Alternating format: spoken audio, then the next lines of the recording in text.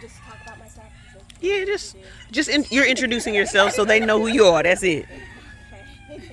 Well, good morning, everybody. Good morning. It is such a blessing to be in your presence, all of you, and to pick up your energy. I feel so invigorated and hopeful. And I'm in such an interesting space right now as a woman. As my identities as I walk into this world. You know, April, when you started off, you were talking about the work. And I was thinking about your auntie. I used a video of Gloria Ladson-Billings in one of my courses that I teach for my babies, some undergraduate students. And she was talking to a former graduate who decided she didn't want to be a teacher anymore. And she said, one of the things, you have to know the difference between your job and the work. Which I think is a great way to springboard all of this. So I'm going to put a facet to what you're saying. Do it. What Dr. Ladson-Billings was saying, she's like, this is my job. This is when she was at Wisconsin. Mm-hmm. And I do what I do here. But the work continues regardless of your job. Don't be a slave to your job. It's the work. And that really resonated with me. And without knowing what that was being said, that's actually how I led my life. And it's become more defined with becoming. I am an ancestor, an elder. What am I now? You're elder. I'm an elder. You're an elder. I'm an elder. And, you know, like, she said it multiple times. I'm like, ooh. Okay, so with that, I feel blessed that I'm in this space that I can be an elder. In my office at SLU, I have these posters, these black and white posters of my elders. And I'm from a family in North Webster Groves. I graduated from Webster. Actually, we were going out there, if you don't know me. And 89. I know. Got it. I know. We gotta talk about it. It's okay. I was lazy back then. And in North Webster, a segregated space, and it's my mother's family, and all of my grandfathers, my maternal grandfather and his siblings. And there's 9 of them. And all of them went to college. And I have a picture of them. It was written about in the Post years ago. Got black folks, and they all were educated.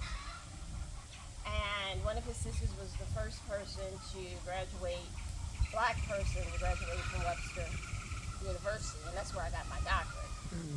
And so I have to look at these pictures from time to time to have that inspiration. So the point in starting all this, you have to have those touch points. You have to have those visual and physical things and spaces to inspire you, because what I'm feeling is real and legitimate, but it's nothing like what my ancestors, what they went through. And I always have to have that reminder. So I grew up in St. Louis County, North Webster. I like to say North Webster. There's a difference. And my family had been there for many, many years, over 100 years, in this segregated space, which is now no longer that. And I became a teacher in Kirkwood. Dang. Everybody started in Kirkwood? And Right. yeah, I taught at Kaiser. And, you know, my family did not want me to go into education. My mother really wanted me to go into business, go into the corporate world, but I just did not like it. I love it. I love education. I love it, love it, love it, love it. And I love to teach. And I, you know, went back to that in St. Louis University. But that was my beginning. And I didn't teach very long. I only taught for 5 years, and then I went into leadership. And so part of the reason, you know, I'm 21 years old, right? That was such an interesting space. So for me, in my age group, so I graduated from high school in '89. So I was a participant, like an observer participant of the voluntary transfer program. So I was a resident of St. Louis County, but I had classmates that were part of the program.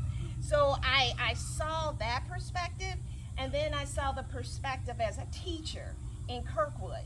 You know, they were making all that money in the black children, right? And so it was really intriguing to me. I'm a baby, 21 years old, watching this dynamic, not really knowing what to call it, but I just knew it was wrong, and I'm 21 years old, and they're like, oh, Karen, you take, you know, they culturally did not understand how to support African American students, and all of a sudden I was the expert. I'm 21 years old. Like, what? So I knew automatically in my core, this is wrong and I want to do something about it. So I stayed in the classroom 5 years because I figured I want some power. I didn't think that, but I figured I needed to be in a space somehow where all kids could thrive, especially black kids. So that's how I made the pivot into administration. And it's always been in my heart to create an environment where black kids can thrive. And if you create an environment where black children can thrive, then all children are going to thrive. Mm-hmm. And so I moved on. The last part of my traditional K-12 space was at Maplewood Richmond Heights. And I was there for 12 years. And at that point, I had married, and I had my baby. My baby started MRH when I started MRH. It was really cute, my first day of school. I was assistant student at the time, and he started kindergarten. And we stayed in that space until he graduated. And then he moved on to college. And, you know, all the work had always been very intense for me in general, but having my child in the same space where I worked was very consuming in everything, like blood, sweat, tears, because my baby was there as well. They were all my babies, but my baby was there. And I don't know, it was a lot. And we could unpack that later, but I'm grateful for that time, and I learned a lot. I've been out for going on 5 years from that space, and I was young. I was 48 when I left, when I retired, and I was recruited by SLU.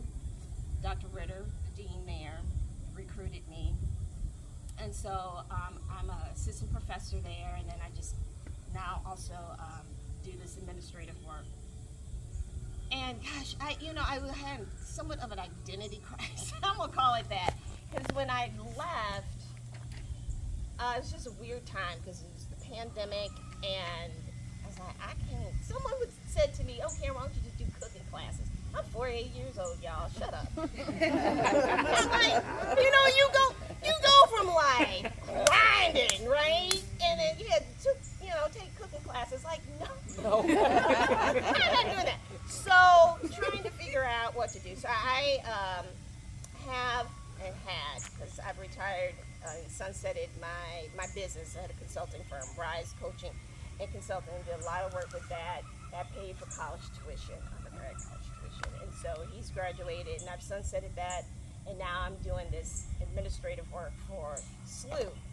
I've worked for DESE. I've been a headhunter, all of this within my business. I've worked for Indiana University in their Equity Center, and I've seen a lot. And I feel so blessed to have looked at a traditional K-12 space.